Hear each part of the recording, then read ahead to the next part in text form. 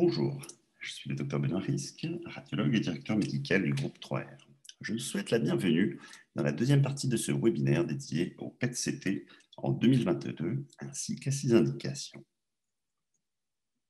Après une première partie il y a 2 semaines sur ses indications en oncologie, nous verrons aujourd'hui avec les docteurs Théophilos Christoforidis et Victor Fernandez les utilisations non oncologiques du PET-CT. Après cette brève introduction, le webinaire durera environ 45 minutes. Nous pourrons, à la fin de celui-ci, réaliser une séance de questions-réponses qui pourra durer une dizaine de minutes en fonction de votre participation.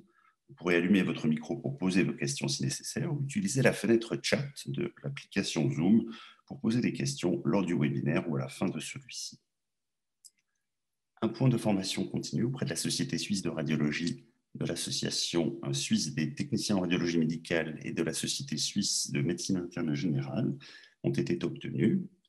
Après une brève évaluation du cours dans un formulaire que vous recevrez par mail au décours de celui-ci, vous pourrez rapidement recevoir le certificat.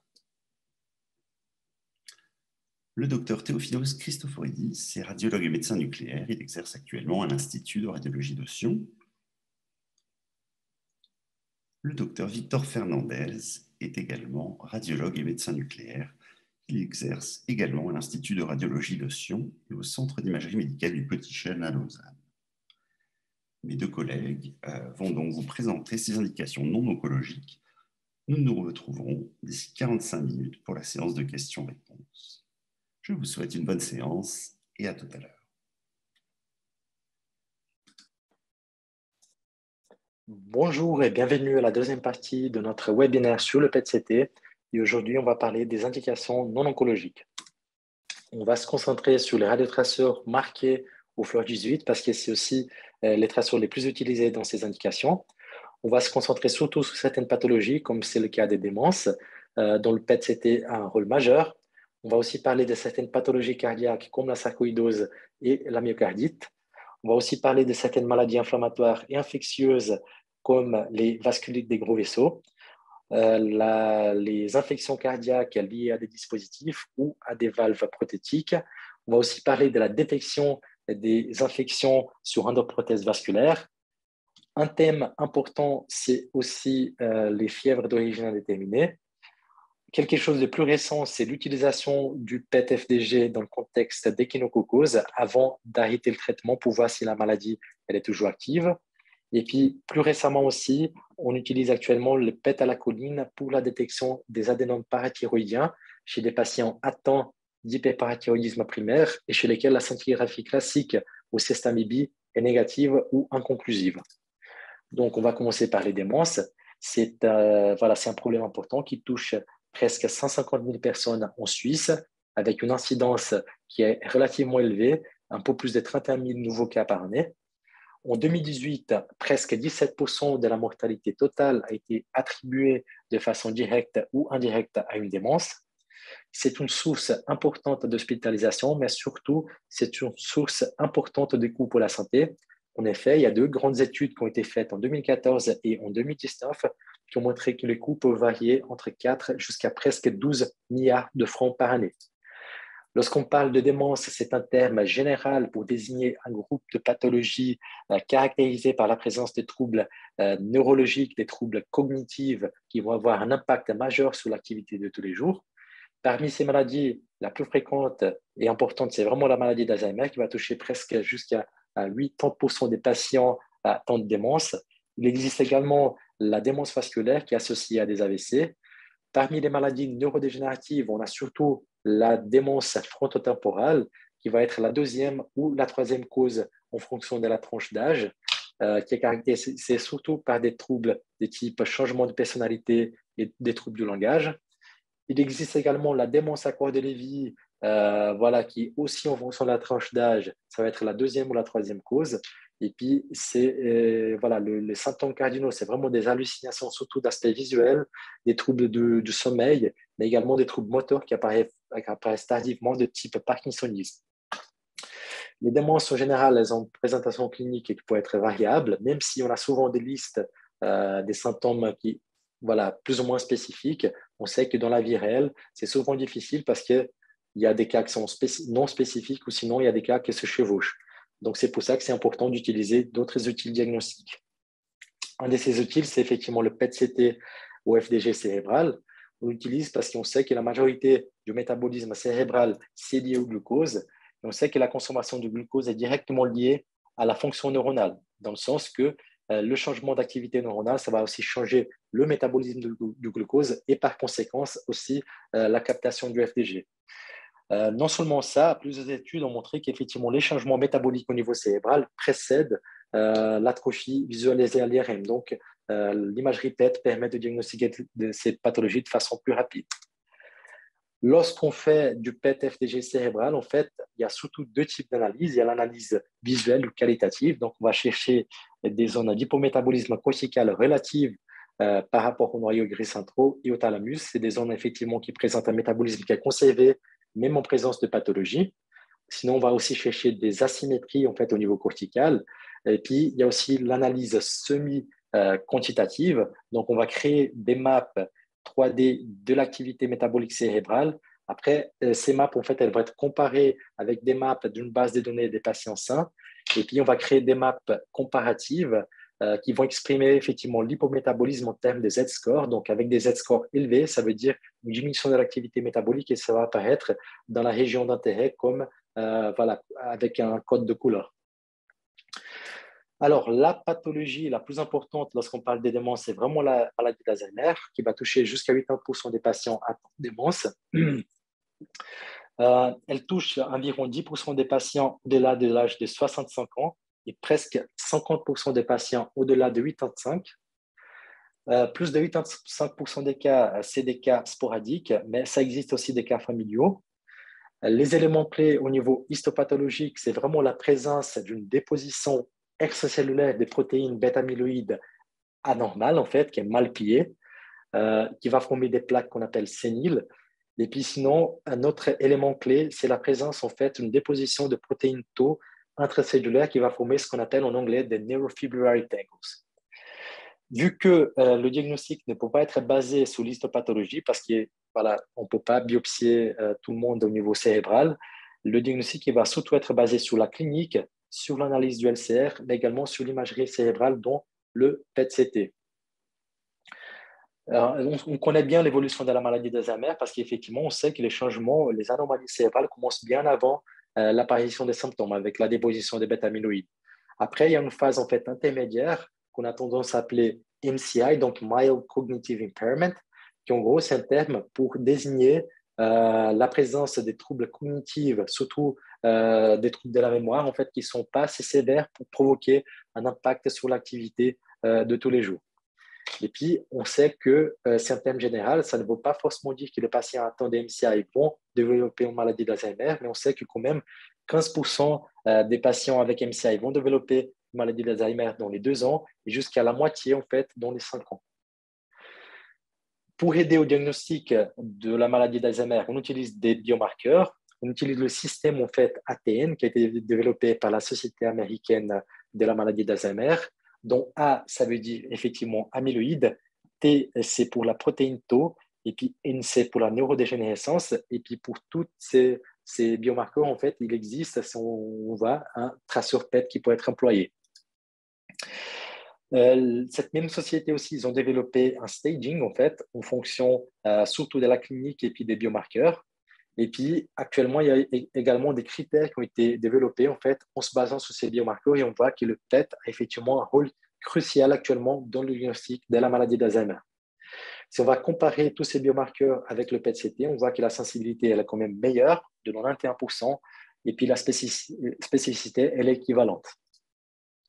Ici, c'est pour vous donner un exemple d'un patient de 67 ans qui présente des troubles de la mémoire, mais également une dyspraxie et des troubles du langage.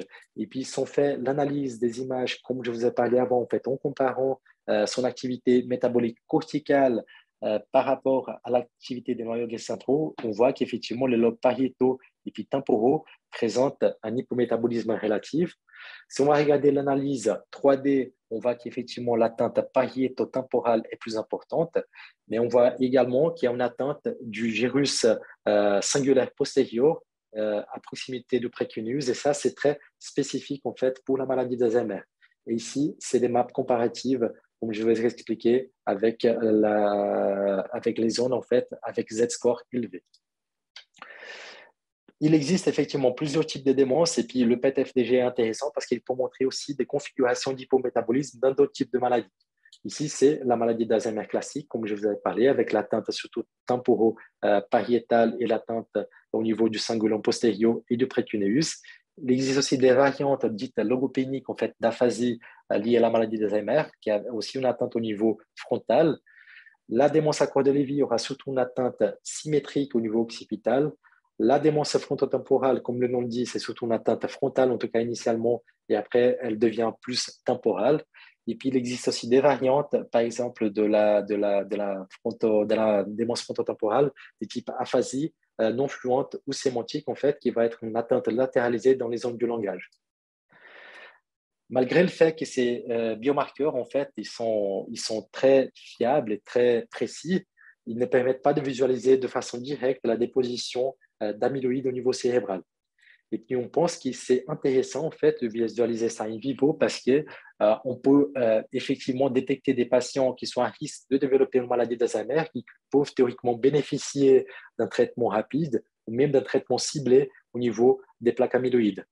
Non seulement ça, c'est important aussi de diagnostiquer ces patients de façon précoce pour éviter un faux traitement. Et c'est pour ça, en fait, qu'on a créé les radiotraceurs bêta-amyloïdes. Il existe actuellement 3 molécules qui sont approuvées en Suisse, le florbetapir, le flutémétamol et le florbetaben. Et puis, en gros, ils marchent tous de la même façon. C'est des petites molécules qui vont effectivement traverser rapidement la barrière hématocéphalique, qui vont se lier au niveau des plaques amyloïdes. En 2013, en fait, pour ne pas utiliser l'imagerie amyloïde de façon discriminée, on a créé des critères en fait, pour imager ces patients.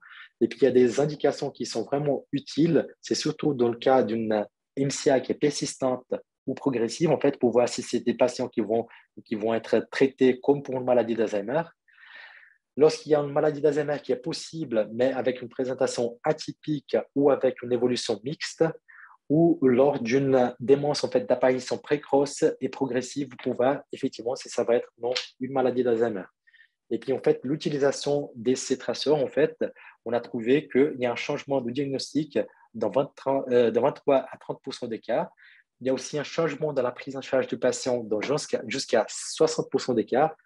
Il y a aussi un changement de la thérapie dans 40% des cas et une augmentation en fait, de la confidence diagnostique dans 60% des cas. Ici, c'est pour vous donner un exemple en fait, comparatif. Ça, c'est un patient avec un examen négatif. Ici, c'est positif.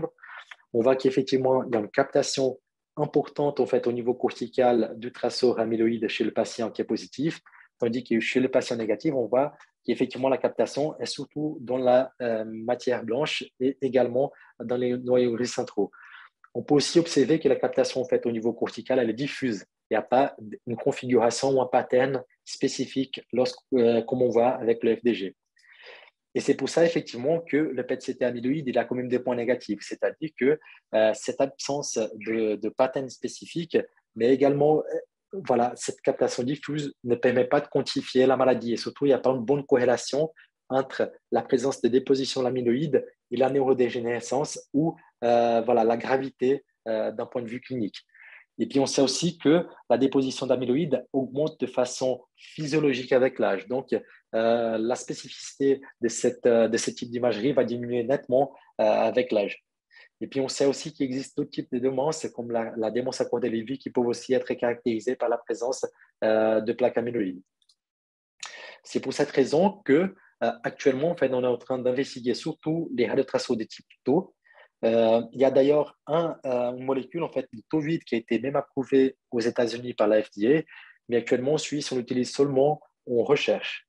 Et puis, c'est quoi l'intérêt? En fait, les études ont montré qu'en comparaison avec les traceurs amyloïdes, ils sont beaucoup plus sensibles et spécifiques. Et puis, surtout, lorsqu'on va comparer avec des patients sains, on va voir que la sensibilité, elle est de 91% et la spécificité, elle est très élevée jusqu'à 95%.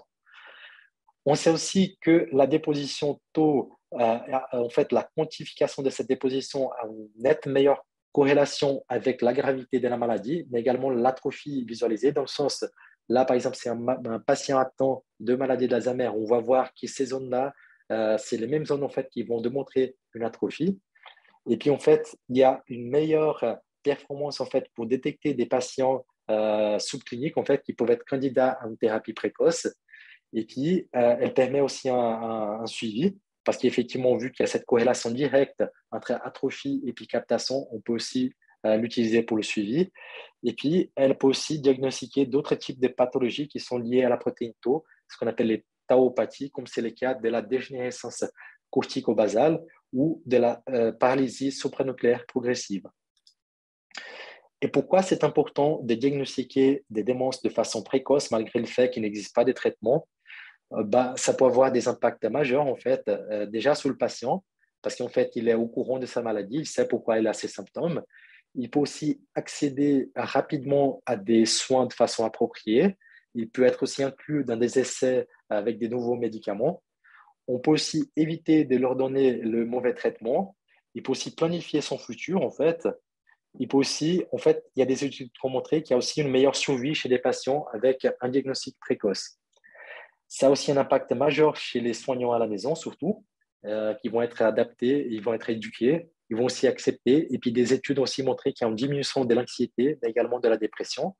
Et puis, au niveau sociétal, ça a un impact surtout au niveau des coûts, parce que c'est des patients qui vont être institutionnalisés de façon beaucoup plus tardive. Ici, c'est juste une liste, effectivement, avec plusieurs types de pathologies neurodégénératives. Et le fait de donner le mauvais traitement, en fait, ça peut avoir effectivement des effets néfastes. Par exemple, si on regarde la démence à corps de Lévy, si on donne par exemple des neuroleptiques qui sont parfois, par exemple, utilisés dans la maladie d'Alzheimer pour les calmer les patients, ça peut avoir effectivement une nette péjoration du parkinsonisme. La même chose, si on va donner effectivement des inhibiteurs de l'acétylcholinestérase chez les patients atteints de démence frontotemporale, ça c'est quelque chose qu'on donne pour la maladie d'Alzheimer, ça peut effectivement péjorer. Si on va regarder dans le catalogue des prestations qui sont remboursées par les assurances en Suisse, on voit qu'effectivement le PET-FDG cérébral, mais également le PET amyloïde, ils sont remboursés, sauf que les indications sont très restrictives. Effectivement, on peut l'utiliser seulement autant qu'examen complémentaire dans le cas peu clair et lorsque une analyse du LCR n'est pas concluante ou elle est impossible. Et le patient, en fait, il doit être dirigé par des médecins internistes ou généraux avec une orientation gériatrique, ou par un psychiatre, ou par un psychothérapeute, ou par un neurologue. Les patients doivent avoir moins de 80 ans, ils doivent avoir un MMST d'au moins 10 points, et puis la maladie, elle ne peut pas durer plus que 5 ans. Et puis le patient, en fait, il ne peut pas avoir eu déjà au préalable un PET ou un SPECT. Maintenant, je vais vous parler de l'utilisation de PET-FDG dans le contexte de pathologies cardiaques inflammatoires et infectieuses. C'est effectivement des indications non oncologiques très fréquentes. Et puis, on peut le faire simplement parce que les globules blancs activés présentent une consommation de glucose qui est beaucoup plus élevée.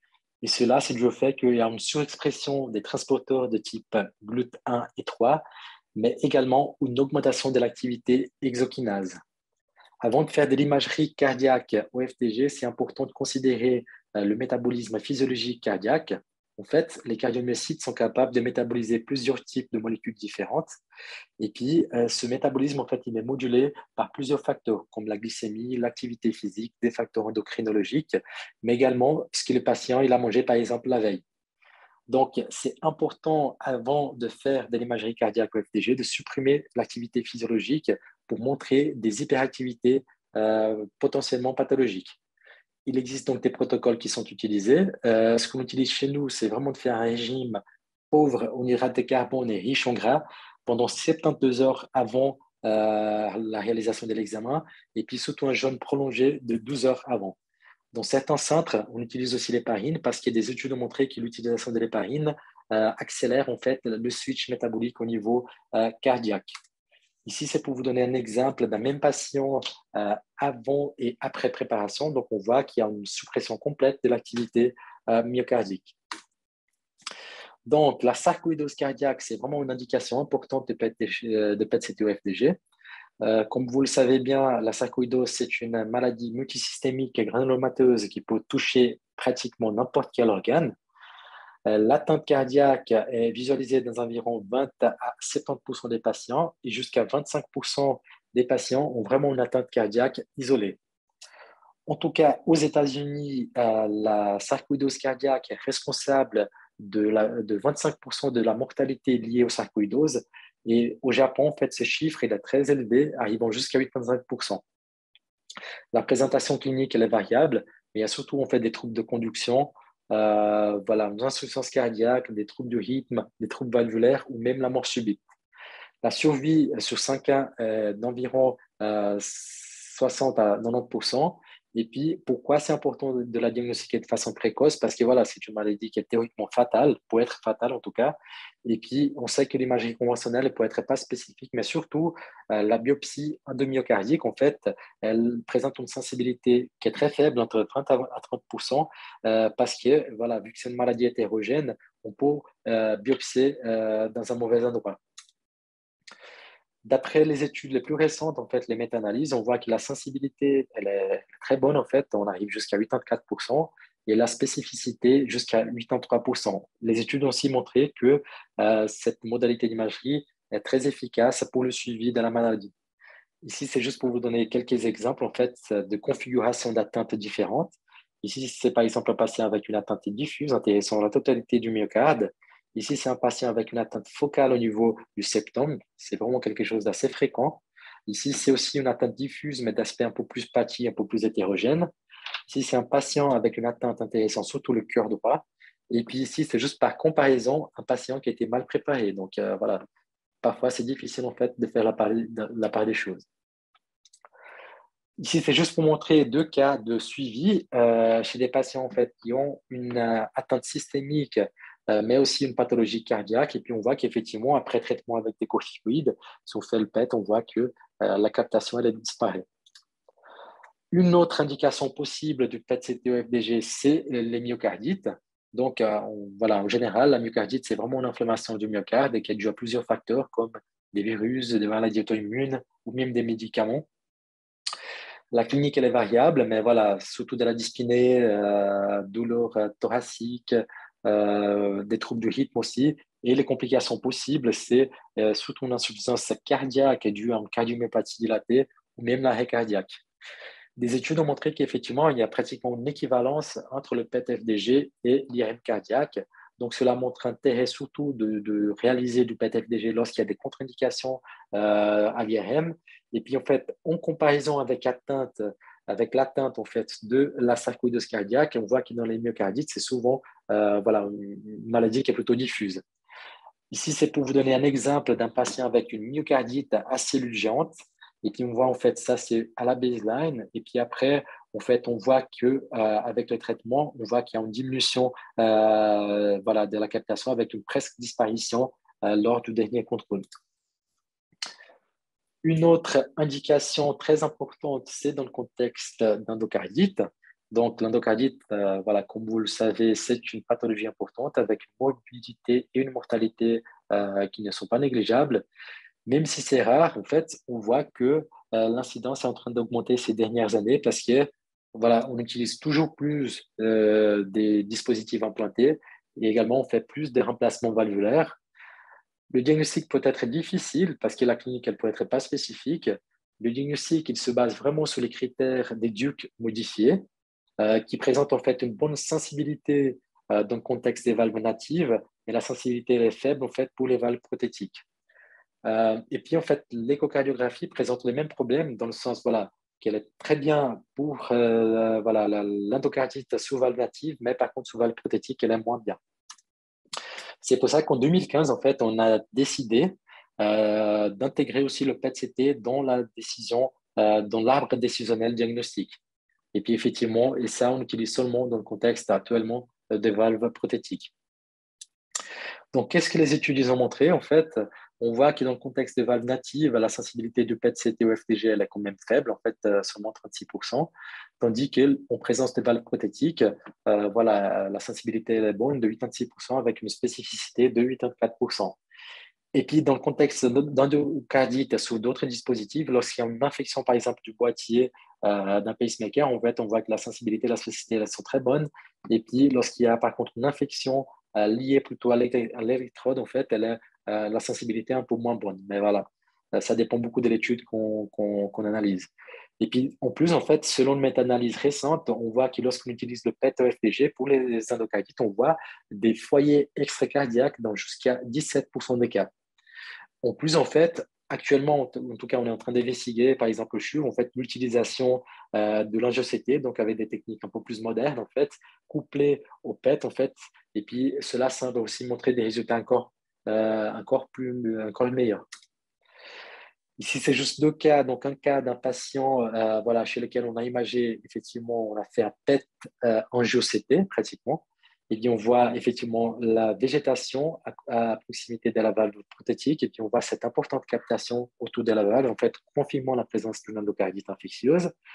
Et puis ici, c'est un cas d'un patient aussi avec une valve prothétique infectée, donc avec cette importante captation. Mais chez lui, on a aussi trouvé quelque chose à distance, donc voilà, avec une captation qui représente effectivement un abcès au niveau splénique.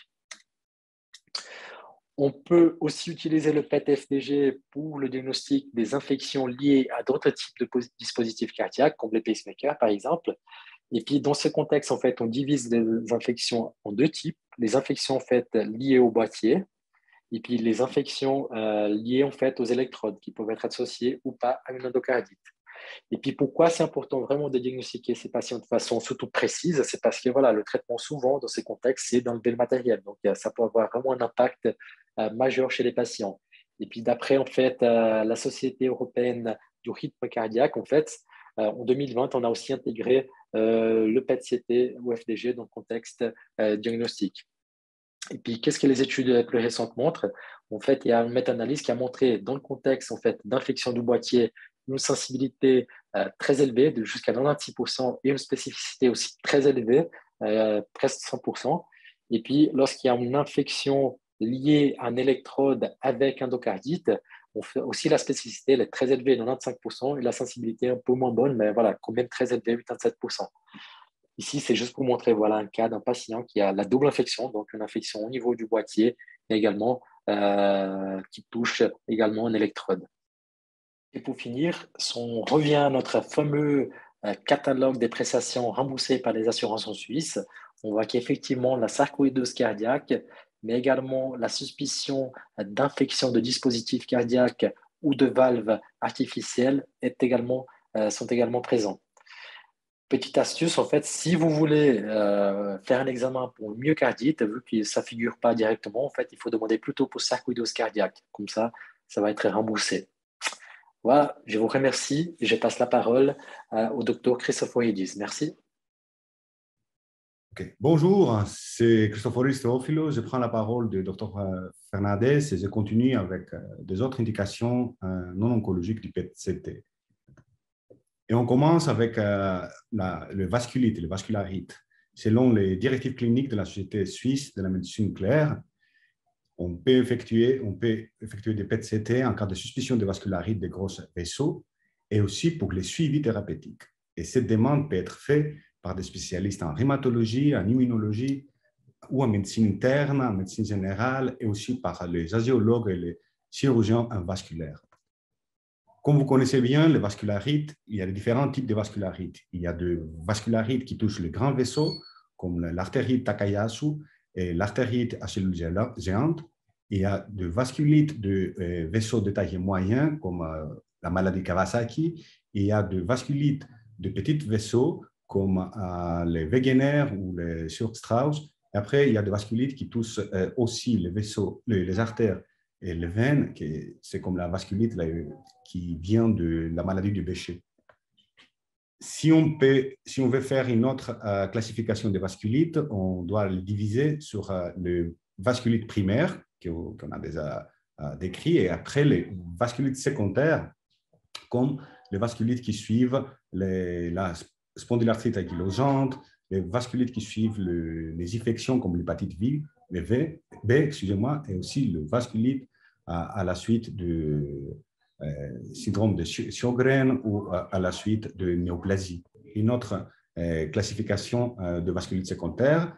Vous le voyez ici, en regardant la cause, comme on a dit, les infections, les tumeurs ou les médicaments. Alors, quelle est maintenant la précision de FDG pour les vasculites? Alors, il y a une sensitivité à 76% et après, il y a une spécificité à 93%. Et si on parle seulement pour la vasculite aux cellules géantes, la sensitivité est à 84% et la sensitivité touche les 90%. Ici, on a un exemple d'une artérite Takayasu où on voit l'accumulation du radiotracère dans tous les tracés de l'aorte et aussi aux artères sous-clavières et aux artères fémorales. Un autre exemple d'une artérite de cellules géantes où on voit une accumulation de radiotracère sur tous les tracés de l'aorte. Évidemment, au scanner à côté, à droite, on n'a pas une vraie image de vasculite. Et ici, on a toujours une vasculite à cellules géantes où on voit la réponse après la cortisone, après le traitement avec les stéroïdes, 4 mois après le traitement, et on réalise une disparition de la captation du radiotracère au niveau de paroi de l'artère. On continue maintenant avec l'utilisation du PET-CT pour les infections de greffons vasculaires. Selon les directives de la Société suisse de médecine nucléaire, qui ont été acceptées par l'OFSP, quand on a une suspicion d'infection de greffons vasculaires, le PET-CT est indiqué. L'infection de greffons vasculaires arrive à un pourcentage de 0,5 à 4% des patients. La majorité des cas, c'est dans la première année après l'opération. La mortalité est très élevée s'il n'y a pas de traitement. Et souvent, l'IRM et les scanners ne sont pas utiles parce qu'il n'y a pas un abcès ou une nette tuméfaction autour du partie molle. La précision du PET-CT à la découverte d'une infection de greffon vasculaire est presque à 75%, avec une sensitivité à 89% et une spécificité à 65%. Mais qu'est-ce qu'on peut avoir comme image au PET-CT sur un patient qui a reçu une greffe vasculaire?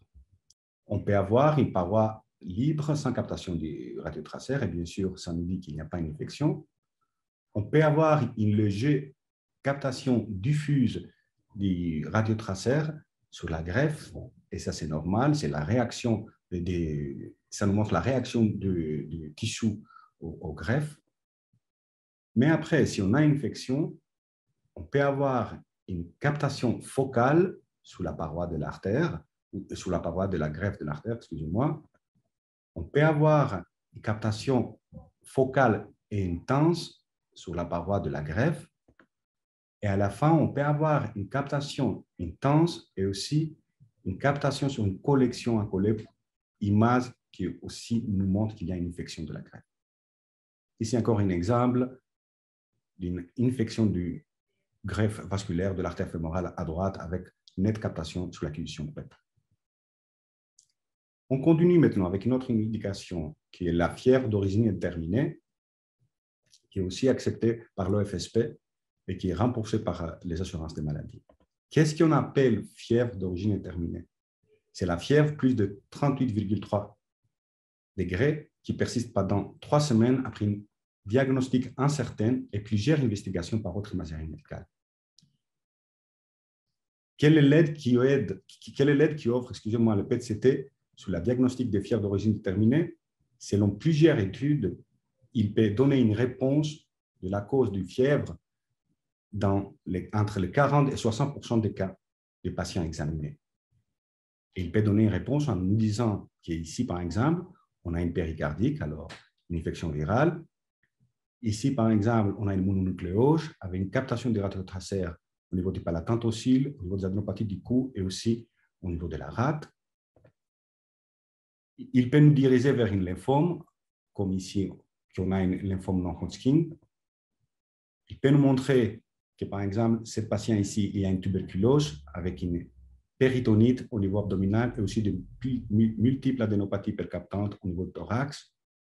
Mais à part la valeur diagnostique du PET-CT sur les fièvres d'origine indéterminée, selon plusieurs études, et une je vous montre ici de European Journal of Nuclear Medicine, on réalise que le coût en prise en charge est inférieur si on fait une PET-CT par rapport aux patients qui ont été hospitalisés pour une fièvre d'origine déterminée et qui n'ont pas réalisé une PET-CT. On va voir maintenant le rôle du PET-CT pour l'échinococcose alvéolaire. Selon le FSP, c'est indiqué d'effectuer une PET-CT afin de décider l'arrêt du traitement médicamenteux. Vous connaissez bien que l'échinococcose alvéolaire, c'est une maladie étendue ici en Suisse qui se provoque par la lave du ténia d'échinococcus. Après, l'homme est contaminé par la consommation des végétaux souillés, par les selles d'animaux qui contiennent des parasites, et aussi par inoculation accidentelle. Par exemple, lorsqu'une sacère dépêche un animal contaminé et qu'une plaie entre en contact avec les parasites. Dès qu'il est ingéré, la parasite crée des dommages dans le foie. La lésion hépatique peut ressembler à des paquets d'alvéoles. Et après, on doit connaître que l'échinococcose alvéolaire se comporte comme une lésion maligne d'évolution lente. Le traitement est difficile et repose sur l'excès d'une intégralité des lésions. Cette chirurgie est souvent associée à un traitement médicamenteux avec l'albendazole. Un arrêt de l'antiparasitaire peut être tenté chez une minorité des patients avec une disparition des anticorps spécifiques, un PET-CT négatif et une calcification de plus de 50% des lésions. Voici ici une échinococcose alvéolaire hépatique. On voit bien sur la question native les calcifications à la périphérie, la zone nécrotique au centre, et après, on voit la zone tissulaire à la périphérie. Et sur les PET, ils nous donnent cette image ici. C'est une image caractéristique, comme le donut side qu'on a en l'échinococcose alvéolaire. Et voici ici les résultats de la thérapie de l'échinococcose alvéolaire. Tout en haut, c'est l'étude baseline, où on voit une captation de radiotraceurs. 3 ans après les thérapies, la captation est quasi complète disparue. On a l'apparition de calcification. Et 6 ans après thérapie, on a l'augmentation en taille des calcifications. On n'a pas de captation du FDG, alors les patients doivent arrêter les traitements. Dernière indication du PET-CT aux maladies non oncologiques, c'est à la recherche d'un adénome parathyroïdien. Selon l'OFSP, le PET-CT doit être effectué pour la localisation préopératoire des adénomes parathyroïdiens dans l'hyperparathyroïdie primaire après une image conventionnelle négative ou non concluante. Dans l'hyperparathyroïdisme primaire, on a une hyperproduction de l'hormone parathyroïde par les glandes parathyroïdes. Dans la majorité des cas, responsable, c'est une adénome parathyroïde unique, une hyperplasie de la glande parathyroïdienne, une double adénome parathyroïde ou une carcinome du parathyroïde. La précision de l'examen du PET-CT arrive jusqu'à 90%. Ici, voici un exemple d'un adénome unique du glande parathyroïdien gauche qui capte fortement la choline. Deuxième exemple, avec une double adénome parathyroïdien, une située au-dessus du thyroïde et le deuxième à droite au niveau du médiastin supérieur. Et selon les recommandations de la Société européenne de la médecine nucléaire, peut-être le PET scan à la recherche d'adénome parathyroïdien doit être une imagerie de la première ligne. Voilà, on a terminé les indications non oncologiques du PET-CT. Je vous remercie pour votre attention. Bravo Victor pour la communication. Alors, je crois qu'on a communiqué que Théophilos ne sera pas présent juste pour cette séance. Il a dû s'absenter. Alors, quelques petites questions. Je n'en ai pas vu passer à première vue dans le chat. On voit qu'en tant que radiologue, on est un peu ignorant de pas mal de ces indications et puis on a appris pas mal de choses. Qu'en est-il pour toi des maladies émergentes? On voit qu'il y a eu le Covid en 2019, on parle de variole du singe, etc. Est-ce que dans ces nouvelles maladies émergentes, la médecine nucléaire n'a pas d'indication, d'intérêt? C'est trop tôt quand ça arrive pour qu'on ait une utilisation de ces techniques. Oui, c'est effectivement trop tôt. Une chose que j'ai notée, parce que dans mon expérience personnelle, j'étais au CHUV, en fait, quand il a commencé la pandémie de Covid. Et puis, ce que j'ai trouvé étonnant, en fait, les cas qu'on imaginait qu'il y avait effectivement un Covid actif, c'est le manque de proportion entre ce qu'on voit en fait en radiologie et ce qu'on voit en médecine nucléaire, dans le sens qu'on peut avoir un peu de verre dépoli et puis ça capte le FDG à mort. Genre, c'est extrêmement inflammatoire comme chose. Et puis, cela vraiment permettait presque de poser le diagnostic direct de Covid ou pas par rapport à d'autres maladies. Parce que malgré le fait que, voilà, théoriquement, on a peu de cellules ou peu d'inflammation, la captation de l'FDG, elle est extrêmement importante. Et puis, c'était presque 100% sûr, hein, des cas qu'on voyait comme ça. Mais bien sûr, mais pour l'instant, en tout cas, à l'époque, on n'a pas publié rien. Et puis, je pense que c'est quand même un examen assez cher pour poser un diagnostic de Covid. C'est clair, ouais. Mais, mais oui, peut-être qu'on trouvera quelque chose dans le futur. Ça marche. On était assez intéressé par tout ce qui était sujet à la démence, là, qui est quelque chose, on voit, dont la fréquence augmente.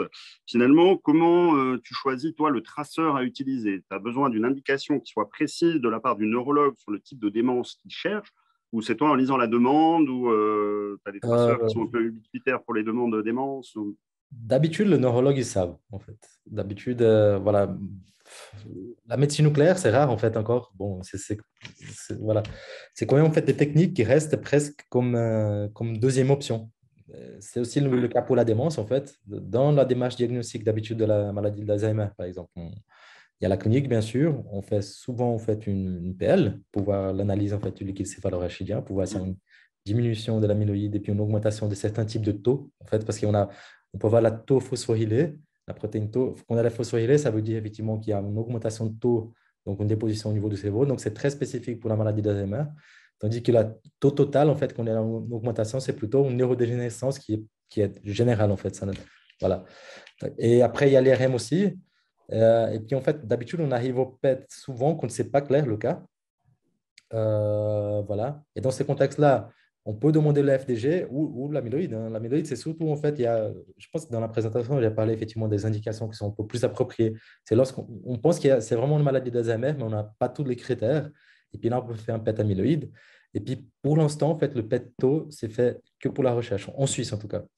Et on a Mais quand même besoin, en première intention, dans le diagnostic de démence, d'une IRM cérébrale pour avoir des informations morphologiques. Ça reste quand même l'examen oui, de première intention. tout à fait. Oui. Ouais. Ça reste quand même. C'est-à-dire, d'habitude, c'est un panneau. Ils font l'IRM avec. C'est vraiment. C'est-à-dire, on ne peut pas faire l'un et pas l'autre. Voilà. On a besoin des deux informations. En fait. Et puis, dans tes diagnostics, alors, il n'y a pas trop d'overlap. Tu disais parfois que ce n'était pas très spécifique. Est-ce que tu arrives quand même à te mouiller un petit peu sur le type de démence de manière, tu es sûr de toi ou... Souvent, oui. Alors, c'est très important d'avoir aussi que nous, on ait l'information clinique aussi claire, parce que souvent, il y a ça aussi le problème, parce que des fois, on n'est pas au clair et puis on ne sait pas quels sont tous les symptômes du patient. Et puis, voilà. Et puis, il y a la question de l'âge aussi. Dans la présentation, j'ai dit, en fait, plus l'âge est avancé, plus les choses deviennent aspécifiques, mais pour tout. Pour l'IRM, pour le PET, FDG, pour le PET amyloïde. Sauf pour le taux. Le taux, il est très spécifique, par contre. Dans le sens qu'on perd de la spécificité parce qu'en fait, on commence à avoir une dégradation de façon naturelle, en fait, au-delà de 80 ans. D'ailleurs, c'est pour ça que le PET, il n'est pas accepté par les assurances au-dessus de 80 ans. Parce qu'on sait que, en fait, d'un point de vue, voilà, spécificité, ça perd beaucoup. Et puis la même chose aussi, l'IRM, voilà, avec l'âge, on voit qu'il y a une diminution du volume cérébral de façon naturelle.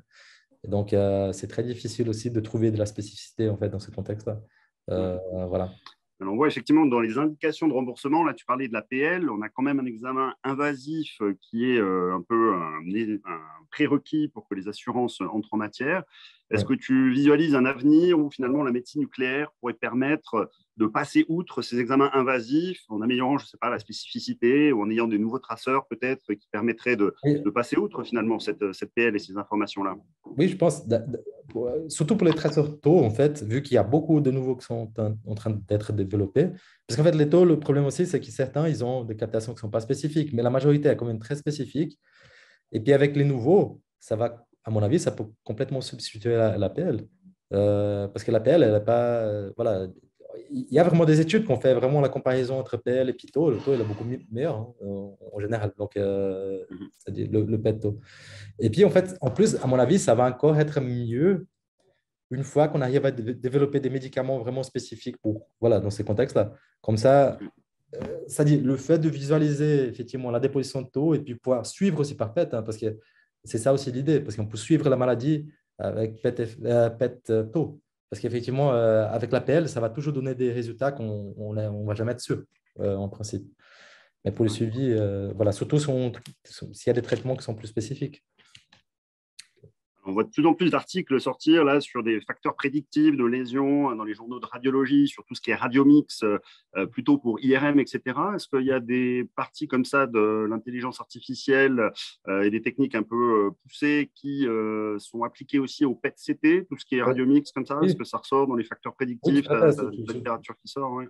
surtout pour la FDG, oui, en général, Ouais. le FDG cérébral.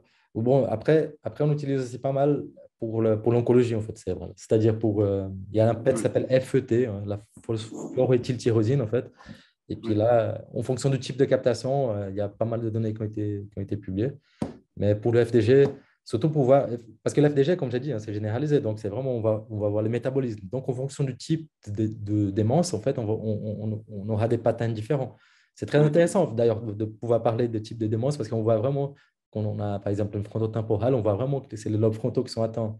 Quand on a en fait les lobes occipitaux dans le contexte de la démence à courte Lévy et tout ça. Et puis effectivement, en utilisant des techniques voilà, d'intelligence artificielle, souvent on arrive à sortir ça de façon beaucoup plus claire.